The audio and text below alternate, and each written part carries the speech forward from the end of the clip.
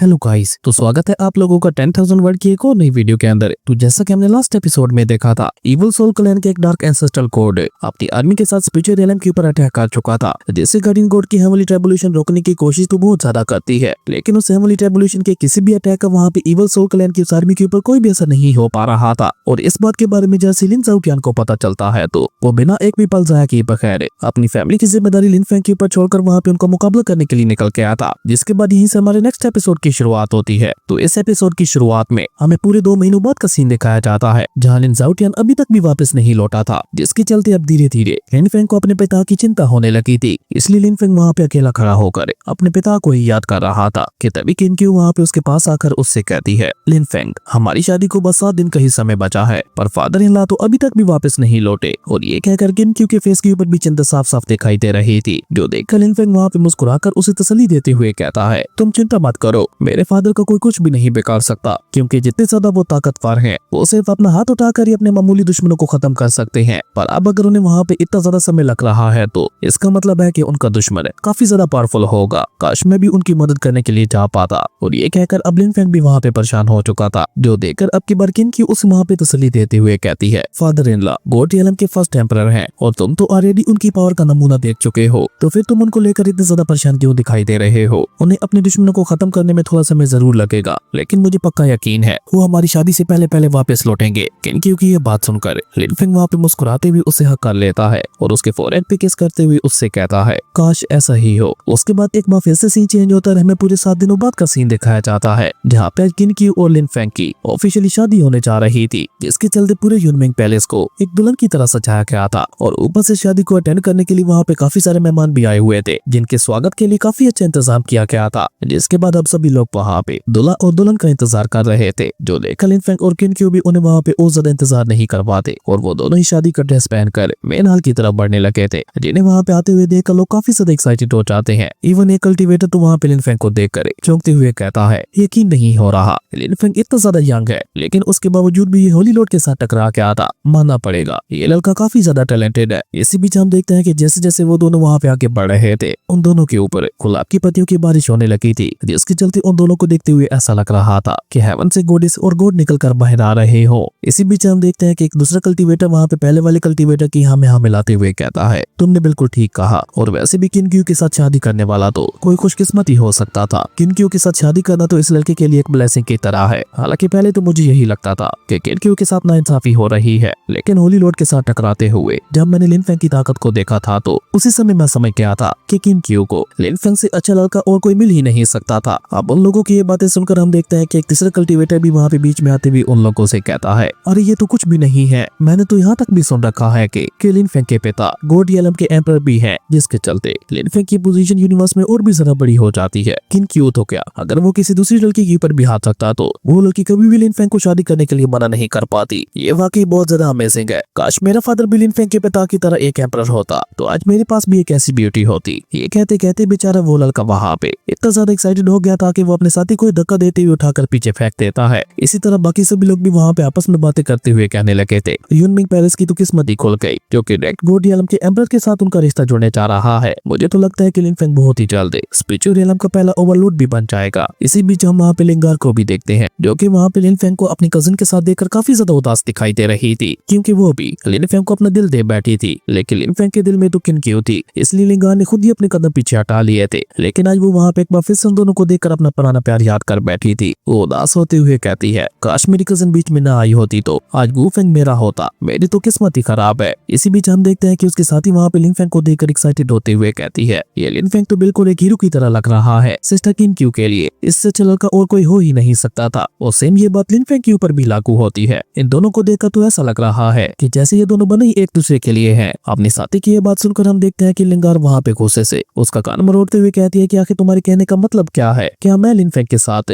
किन क्यू की तरह अच्छी नहीं लगती? बताओ जरा मुझे। जिस पे वो लड़की शरारती अंदाज में वहाँ पे लिंगार से कहती है, कहाँ तुम और कहाँ सिस्टर किन क्यू, तुम दोनों का तो आपस में कोई कंपेयर ही नहीं है। और ये कहकर वो लड़की वहाँ पे उसका मजाक उड़ाते हुए हंसने लगी थी, जो देखकर लिंगार भी वहाँ पे गुस्सा होते हुए उससे कहती है कि तुम्हारी इतनी हिम्मत, और ये कहकर वो सुनाने के लिए उसके पीछे दौड़ने लगती है। जबकि इसी बीच हम यूनमिंग पैलेस के कल्टीवेटर को देखते हैं, जो कि मैरी बोर्ड को उठाकर बहुत ही मुश्किल से आगे बढ़ रहा था। उसके रास्ते में वहाँ पे जो कोई भी आता वो उसे पक्का वहीं पे गिरा देता। इसी बीच हम देखते हैं कि लिन फेंग और केन क्यू के बच्चे भी वहाँ पे उनके पास पहुंच जाते हैं, जहाँ पे मिंग टियान सभी लोगों को इशारा करते हुए उन्हें इशारे से कहने लगा था कि अब दूल्हा दुल्हन को बधाई दो। मिंग टियान का इशारा पाकर हम देखते हैं कि वो सभी लोग वहाँ पे उन दोनों को बधाई देने लगे थे, लेकिन अभी ये खुशी वहाँ पे इसी तरह से चल ही रही थी कि तभी अचानक से वहाँ का मौसम बदलना शुरू हो जाता है, जिसके साथ ही लिन फेंग को वहाँ पे किसी के हंसने की आवाज सुनाई देने लगी थी, जिसे सुनकर लिन फेंग वहाँ पे काफी ज्यादा सीरियस हो चुका था। तभी आसमान के बीचों बीच स्पिरिचुअल एनर्जी इकट्ठा होते हुए एक वॉइड गेट पोर्टल का रूप लेने लगी थी, जिसके अंदर से लिन फेंग को वहाँ पे एक बार फिर से वही खतरनाक आवाज सुनाई देती है, जो कि लिन फेंग से कह रहा था एम्परर के बेटे की शादी तो यहाँ पे बहुत ही धूमधाम से मनाई जा रही है। वो आवाज इतनी ज्यादा भयानक थी कि उसे सुनकर हम देखते हैं कि सभी लोग वहाँ पे घबरा चुके थे। तभी उस वॉइड गेट पोर्टल के अंदर से इवल सोल क्लैन के एक डार्क मास्टर निकलकर बाहर आता है, जो कि जैसे वहाँ पे नीचे यूनमिंग पैलेस के अंदर एंट्री लेता है तो उसकी एंट्री से ही यूनमिंग पैलेस में वहाँ पे जगह जगह पे ब्लास्ट होने लगे थे, जिसके चलते पूरे यूनमिंग पैलेस की हालत वहाँ पे एक बार फिर से बहुत ज्यादा बुरी हो चुकी थी। और बेचारा जो कल्टीवेटर वहाँ पे यूनमिंग पैलेस को डेकोरेट कर रहा था, उसका तो वहाँ पे ये सब देखकर मुंह खुला का खुला रह गया था। उसे हमले की चिंता नहीं थी, बल्कि उसे वहाँ पे अपनी डेकोरेशन की चिंता हो रही थी, क्योंकि आज उसने बहुत ही मुश्किल से पूरे यूनमिंग पैलेस को सजाया था। जबकि सामने की तरफ हम देखते हैं कि थंडर ड्रैगन वहाँ पे लिन फेंग को इवल सोल मास्टर के बारे में बताते हुए कहते हैं ये मास्टर डार्क वर्ल्ड के इवल सोल क्लैन से बिलोंग करता है। तभी वो डार्क मास्टर लिन फेंग को देखकर वहाँ पे हंसते हुए उससे कहता है जैसा कि मैंने सुना था एम्परर का बेटा बहुत ही ज्यादा हैंडसम है, आज मैंने तुम्हें यहाँ पे अपनी आंखों से देख भी लिया। वो डार्क मास्टर काफी अजीब किस्म का था, उसकी बॉडी से दो अलग अलग आवाजें आ रही थी, एक तो किसी लड़की की थी और दूसरी किसी लड़के की लग रही थी, इसलिए हम उसे डार्क मास्टर ही कहेंगे। वहीं वो डार्क मास्टर अपनी बात आगे बढ़ाते हुए लिन फेंग से कहता है मैंने सुना है कि हजारों लड़कियां तुम्हारे ऊपर जान देने को तैयार रहती हैं, तुम तो वाकई इस ह्यूमन रेस के हीरो हो और सच कहूं तो तुम काफी ज्यादा अच्छे लग रहे हो, लेकिन तुम ह्यूमंस हमारे लिए खूबसूरत नहीं बल्कि बस एक खाने की तरह हो और तुम्हें देखकर तो ऐसा लग रहा है कि तुम्हें खाने में बहुत ज्यादा मजा आएगा, तुमसे तो मैं साल्टी पुडिंग बनाऊंगा। और ये कहकर वो डार्क मास्टर अचानक से ही वहाँ पे अपनी डुअल डार्क मास्टर सोल का इस्तेमाल करते हुए लिन फेंग के ऊपर हमला कर देता है। और ये अटैक इतना ज्यादा अचानक था कि हम देखते हैं कि लिन फेंग भी वहाँ पे उसके लिए तैयार नहीं था, लेकिन तभी अचानक से गोडेस नोंगजी बाहर आकर वहाँ पे लिन फेंग की निर्वाणा सोर्ड का इस्तेमाल करके उन दोनों डार्क मास्टर सोल के ऊपर अटैक करते हुए उन्हें वहाँ पे खत्म कर देती है। जिन्हें खत्म करने के बाद गोडेस नोंगजी वहाँ पे उस डार्क मास्टर से कहती है अब तुम्हारी बारी, जो देखकर वो डार्क मास्टर वहाँ पे उसका मजाक उड़ाते हुए कहता है कि लड़की तुम अपनी इस मामूली सी एबिलिटी के चलते मेरे सामने इतनी ज्यादा एरोगेंट बन रही हो, मुझे लगता है कि मुझे यहाँ पे तुम्हें तुम्हारी औकात दिखानी ही पड़ेगी। लेकिन इससे आगे वो डार्क मास्टर वहाँ पे कुछ भी कह पाता उससे पहले ही हम देखते हैं कि लिन फेंग की बॉडी से शाओ टियान बाहर निकलकर वहाँ पे आगे बढ़ते हुए उस डार्क मास्टर से कहता है चुप, एकदम चुप, अपनी बकवास बंद करो, तुम्हारे जैसे घटिया इवल सोल क्लैन के मास्टर की हिम्मत भी कैसे हुई मेरे माता को पुडिंग की तरह खाने का कहने की, और वो भी नमक लगाकर। बेवकूफ कहेंगे, पुडिंग एक स्वीट डिश मानी जाती है और तुम हो कि तुम उसे नमकीन डिश बनाने जा रहे हो, और तुमसे और उम्मीद ही क्या लगाई जा सकती है, तुम बातें भी तो वैसे ही करोगे जैसे कि तुम्हारी शक्ल है। शाओ टियान की ये सारी बातें सुनकर तो हम देखते हैं कि बेचारा वो डार्क मास्टर वहाँ पे गुस्से से पूरी तरह से पागल हो गया था। वो गुस्से से वहाँ पे चिल्लाते हुए कहता है तुम्हारी इतनी हिम्मत कि तुमने मेरे सामने ये सब बकवास की, अब सबसे पहले तो मैं तुम्हें पुडिंग की तरह खाकर दिखाता हूँ कि आखिर ये साल्टी पुडिंग होती क्या है। और ये कहकर वो डार्क मास्टर वहाँ पे लिन फेंग के ऊपर भी गुस्सा करते हुए उससे कहता है तुम्हारी हिम्मत कैसे हुई आपने इस पेट को मेरा मजाक उड़ाने के लिए भेजने की, आज अगर मैंने यहाँ पे इसके हजारों टुकड़े ना कर दिए तो मेरा नाम बदल देना। और ये कहकर वो डार्क मास्टर वहाँ पे गुस्से से अपना स्पेशल और रिलीज करते हुए बहुत ही तेजी के साथ शाओ टियान के ऊपर हमला करने के लिए आगे बढ़ता है। और ये सब इतना जल्दी होता है कि बेचारा शाओ टियान भी वहाँ पे संभल नहीं पाता और वो डर के मारे वहाँ पे चिल्लाते हुए कहने लगा था मास्टर प्लीज अपने इस पेट को बचा लीजिए वरना आज ही यहाँ पे शहीद हो जाएगा। शाओ टियान की ये बात सुनकर लिन फेंग टेलीपोर्ट होता हुआ सीधे वहाँ पे उसके सामने पहुंच गया था और खुद वहाँ पे उस डार्क मास्टर के अटैक के ऊपर अटैक करते हुए उसे वहाँ पे रोकने की कोशिश करने लगा था, जहाँ पे उन दोनों के अटैक्स के आपस में टकराने की वजह से काफी ज्यादा पावरफुल स्पिरिचुअल एनर्जी रिलीज हो रही थी। तभी लिन फेंग वहाँ पे कोल्ड टून में उस डार्क मास्टर से कहता है तुम्हारा ओपोनेंट मैं हूँ। लिन फेंग की ये बात सुनकर वो डार्क मास्टर वहाँ पे मुस्कुराते भी उससे कहता है जैसा कि मैंने एम्परर के बेटे के बारे में सोचा था, तुम बिल्कुल वैसे ही बहादुर हो, तुम्हें खाने के बाद तो मैं वाकई पूरी तरह से हेमनत की औरत के साथ पूरी तरह से जुड़ जाऊंगा, और रही बात इस घटिया बर्ड की तो इसकी तो मैं स्वीट पुडिंग बनाऊंगा जैसा कि ये मुझे बता रहा था। उस डार्क मास्टर की ये बात सुनकर तो हम देखते हैं कि शाओ टियान डर के मारे वहाँ से रफू चक्कर हो गया था, जबकि सामने की तरफ लिन फेंग भी अचानक से अपनी पास को बढ़ाते हुए उस डार्क मास्टर को उठाकर वहाँ पे पीछे की तरफ फेंक देता है, जिसके चलते उस डार्क मास्टर का गुस्सा वहाँ पे पहले से भी ज्यादा बढ़ गया था। और अब की बार वो वहाँ पे लिन फेंग को अंडर एस्टिमेट ना करते हुए अपने फॉरबिडन फ्लैग्स को बाहर निकाल कर अपनी पावर को बढ़ाते हुए फॉरबिडन डोमेनिक बीस्ट में ट्रांसफॉर्म हो गया था, जिसके बाद वो वहाँ पे एक भी पल जाया किए बगैर बहुत ही तेजी के साथ लिन फेंग के ऊपर अटैक करने के लिए आगे बढ़ता है, जो देखकर लिन फेंग भी वहाँ पे जल्दी से अपने गॉड ग्रेवयार्ड की पावर को एक्टिवेट करते हुए उसकी पावर को अपनी बॉडी के साथ मर्ज करने लगा था। और जैसे गॉड ग्रेवयार्ड की बुरियल गॉड पावर वहाँ पे उसकी बॉडी के साथ मर्ज होती है तो लिन फेंग के पास वहाँ पे 10 गुना ज्यादा बढ़ जाती है, जिसके बाद वो वहाँ पे अपने सोर्ड आर्ट को एक्टिवेट करते हुए मल्टीपल स्पिरिचुअल सोर्ड्स की मदद से उस फॉरबिडन डेमोनिक बीस्ट के ऊपर अटैक कर चुका था। और लिन फेंग का ये खतरनाक अटैक जाकर जैसे उस फॉरबिडन डेमोनिक बीस्ट के साथ टकराता है तो वो वहाँ पे उड़ते हुए पीछे की तरफ चला के आता और दोबारा से अपनी रियल डार्क मास्टर वाली फॉर्म में आके आता। लेकिन वो डार्क मास्टर वहाँ पे टाइम जाया करने की मूड में बिल्कुल भी नहीं था। वो जल्दी से अपने डेमोनिक कैलिडोन को बाहर निकाल कर उसे वहाँ पे लिन फेंग के ऊपर अटैक करने के लिए सीधा आगे भेज देता है, जहाँ उस डेमोनिक कैलिडोन को लिन फेंग की तरफ बढ़ते हुए देखकर गॉडेस नोंगजी जल्दी से बीच में आकर लिन फेंग की निर्वाणा सोर्ड का इस्तेमाल करते हुए उस डेमोनिक कैलिडोन के ऊपर अटैक करके उसे वहाँ पे रोकने की कोशिश तो बहुत ज्यादा करती है, लेकिन वो उस डेमोनिक कैलिडोन को वहाँ पे ज्यादा देर तक नहीं रोक पाती और देखते ही देखते वो डेमोनिक कैलिडोन वहाँ पे उसके अटैक को डिस्ट्रॉय कर देता है, जिसके इम्पैक्ट की वजह से गॉडेस नोंगजी भी खिसकते हुए थोड़ा पीछे चली जाती है, जो देखकर गॉडेस नोंगजी भी वहाँ पे हैरान होते हुए कहती है, क्या ये तो एक डिवाइन इमोर्टल लेवल का वेपन है। जबकि पीछे की तरफ हम देखते हैं कि थंडर ड्रैगन वहाँ पे लिन फेंग से कहते हैं, गॉड्स बहुत रियली ह्यूमन रियलम के अंदर आते हैं और खास तौर पर ऐसे समय पे तो कोई भी गॉड ह्यूमन रियलम के अंदर नहीं आता, पर ये तो अपने साथ एक डिवाइन इमोर्टल लेवल का वेपन भी लेकर आया है, जरूर कुछ न कुछ तो गड़बड़ है। लिन फेंग तुम अपना ख्याल रखना,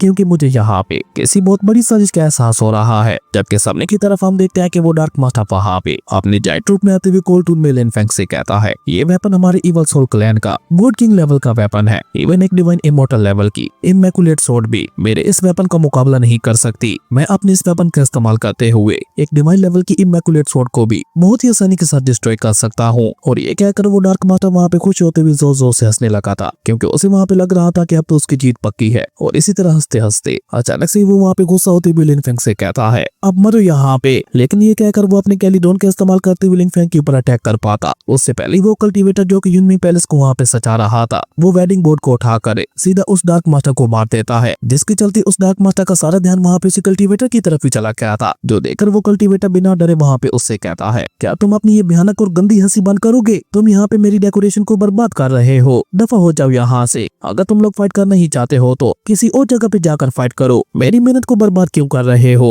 उस कल्टीवेटर की ये बात सुनकर तो हम देखते हैं कि उस डार्क मास्टर को वहाँ पे इतना ज्यादा गुस्सा आता है कि वो गुस्से से वहाँ पे गुर्राने लगा था। जो देखकर बेचारा वो कल्टीवेटर भी वहाँ पे डरते हुए उससे कहता है, अरे नहीं नहीं, तुम तो मुझे गलत समझ रहे हो। मैं तो बस तुमसे इतना कह रहा था कि मैं तुम्हारे लिए एक स्पाइसी पुडिंग बनाता हूँ, जिसका तुम मेरे साथ चल के मजा उठा सकते हो। पर अभी बेचारा वो कल्टीवेटर वहाँ पे ये सब बोल ही रहा था कि तब तक हम देखते हैं कि वो अपनी डिमोनिक कैलिडोन के इस्तेमाल करते हुए उसके ऊपर अटैक चल चुका था, जहाँ वो कैलिडोन उस कल्टीवेटर को अपने नीचे दबा कर बहुत ही बुरी तरह से मारने लगा था। खैर उस कल्टीवेटर को वहाँ पे ठिकाने लगाने के बाद वो डार्क मास्टर वहाँ पे सीरियस होते हुए कहता है, अब बस मजाक बहुत हो गया, अब मुझे यहाँ पे सैम्ब्रा के बेटे को खत्म करने के लिए सीरियस होना ही पड़ेगा। और ये कहकर वो डार्क मास्टर वहाँ पे जल्दी से अपनी एसेंशियल सील का इस्तेमाल करते हुए अपने एसेंशियल की मास्टर सोल बॉडी को वहाँ पे समन कर लेता है, जो कि इमोर्टल गॉड मास्टर लेवल पे था, जिसकी पास को देखकर तो बेचारा थंडर ड्रैगन भी वहाँ पे परेशान हो चुका था। जबकि उस इमोर्टल गॉड मास्टर को देखकर लिन फेंग वहाँ पे कुछ सोचते हुए अपने मन में कहता है, अगर मैं अपने गॉड ग्रेवयार्ड की बुरियल गॉड पावर का भी इस्तेमाल करता हूँ तो मैं ज्यादा से ज्यादा इमोर्टल गॉड किंग लेवल तक के गॉड्स का मुकाबला कर सकता हूँ, जबकि ये पर्सन तो मेरी लिमिट से बाहर का है। मुझे नहीं लगता कि मैं यहाँ पे इसका मुकाबला कर पाऊंगा।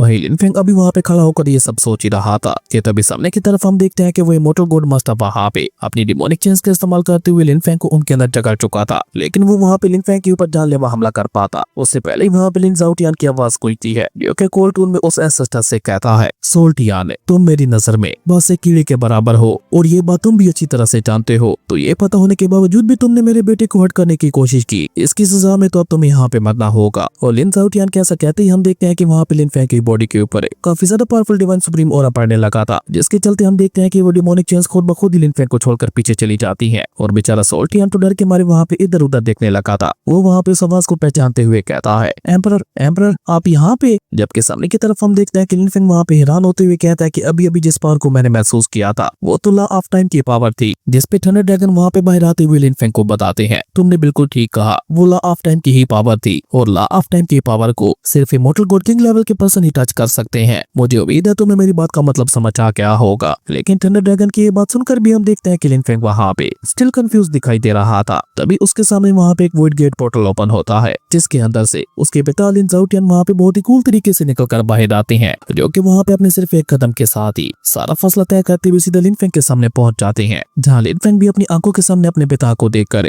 चौंकते हुए कहता है, फादर तो फाइनली आप वापस आ ही गए। जबकि पीछे की तरफ हम देखते हैं कि लिन ज़ाओटियान को वहाँ पे अपने सामने देखकर बेचारा वो सोल्टियान भी काफी ज्यादा हैरान दिखाई दे रहा था। वो हैरान होते हुए लिन ज़ाओटियान से कहता है,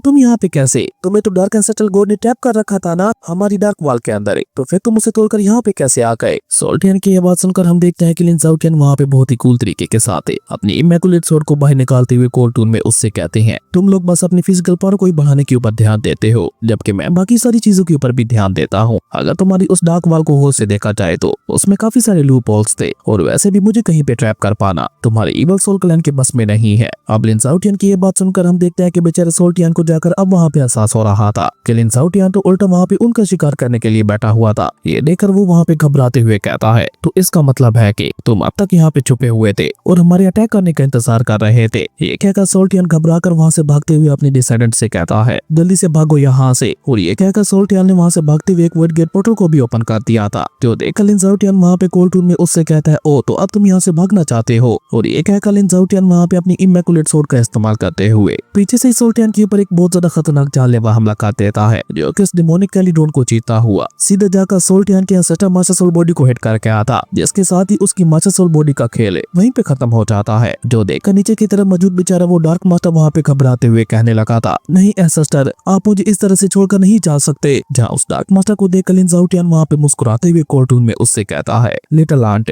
तुमने यहाँ पे आकर मेरे बेटे को चोट पहुंचाने की कोशिश की, इसलिए अब तुम्हें भी यहाँ पे मरना होगा। और ये कहकर लिन शाओटियन वहाँ पे अपनी डिवाइन स्पिरिचुअल एनर्जी का इस्तेमाल करते हुए अपने हाथ को हल्का सा झटका देता है, और ऐसा होते ही बेचारे उस डार्क मास्टर के ऊपर एक बहुत ही ज्यादा पावरफुल अटैक हो जाता है, जो कि इतना ज्यादा पावरफुल था कि वो उस डार्क मास्टर को उठाकर सीधे नीचे पटक देता है। और इसके साथ ही उस डार्क मास्टर का खेल भी वहीं पे खत्म हो गया था, जहाँ मरने के बाद उसकी बॉडी भी राख में बदल जाती है। और आसपास खड़े हुए कल्टीवेटर्स ये सारा नजारा देखकर हैरान होते हुए कहते हैं, ये तो बहुत ही ज्यादा स्ट्रॉन्ग है। तो ये होती है गोड रियलम के एक एम्परर की असली ताकत। जबकि ऊपर की तरफ हम देखते हैं कि लिन शाओटियन ने अभी वहाँ पे अपना खेल खत्म नहीं किया था। वो कूल टून में कहता है कि तुम लोगों ने मेरी पीठ पीछे मेरी फैमिली के ऊपर अटैक करने की कोशिश की। अगर तुम लोग सिर्फ मेरे ऊपर अटैक करते तो चल जाता, लेकिन तुम लोगों ने मेरी फैमिली के ऊपर हाथ डाल के बिल्कुल भी अच्छा नहीं किया, इसलिए अब तुम्हारे पूरे इवल सोल क्लैन को खत्म होना होगा। और ये कहकर लिन शाओटियन वहाँ पे अपने यंग वर्सन को इवल सोल क्लैन को खत्म करने के लिए भेज देता है, जहाँ पे इवल सोल क्लैन के अंदर दूर कहीं सोल्टियन बैठा हुआ अपनी प्रैक्टिस कर रहा था कि तभी अचानक से उसके मास्टर सोल बॉडी के खत्म होने की वजह से उसकी हालत वहाँ पे बिगड़ने लगती है। लेकिन वो वहाँ पे अपनी हालत की परवाह ना करके घबराते हुए कहता है,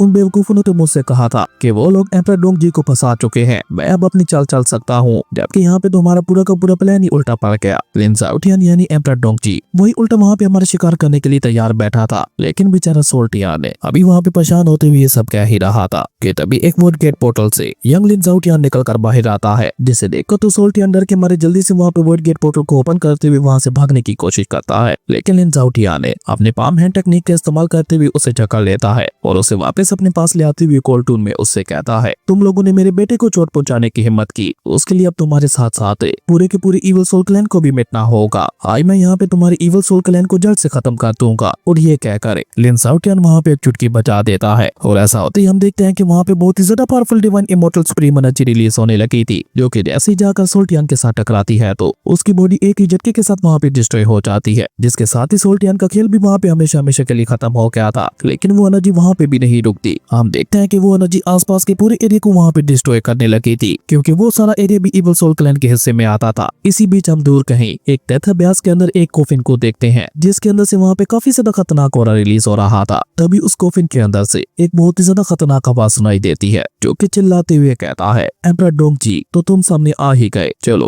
अब मेरी बारी है। और उस आवाज कैसा कहती हम देखते हैं कि वहाँ पे उस कोफिन के ऊपर बहुत ही ज्यादा मात्रा में पावरफुल स्पिरिचुअल एनर्जी गिरने लगी थी। और इसी सस्पेंस के साथ ही हमारा ये कमाल का एपिसोड यहीं पे खत्म हो गया था। दोस्तों अगर आपको ये वीडियो अच्छी लगी तो लाइक कर दें, और अगर चैनल पे नए आए हो तो सब्सक्राइब करते जाना। तो मिलते हैं एक न्यू वीडियो में, तब तक के लिए बाय।